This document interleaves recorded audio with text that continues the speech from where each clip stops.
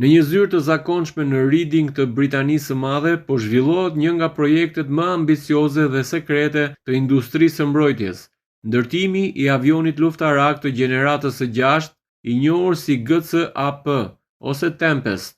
Programi i përbashkët mes Britanisë, Italisë dhe Japonisë synon të krijojë një avion të avancuar me pilot, i cili do të ketë rrezet të gjatë veprimi, aftësi të larta të fshehtësisë nga radarët, fuqi të madhe goditëse dhe mundësi për të kontrolluar një flotë dronësh.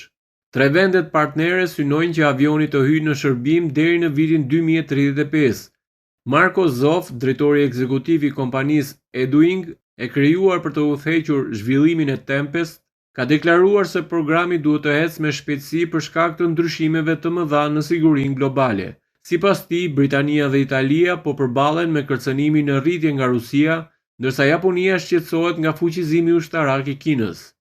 Vendet tona po përballen me kërcënime të papara dhe me një ritëm të shpejtë të zhvillimit të kundërshtarëve tanë, është shprehur Zoff, duke theksuar se synimi është krijimi një sistemi armësh të gjeneratës së 6.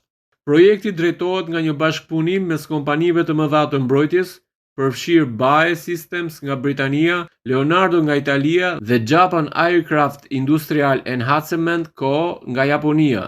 Pas disa muajsh pa sigurie politike, programi mori një shtysë të re pasi i u dha një kontratë prej 4.6 miliard poundësh për përfundimin e fazës së projektit deri në dhjetor të vitit 2027.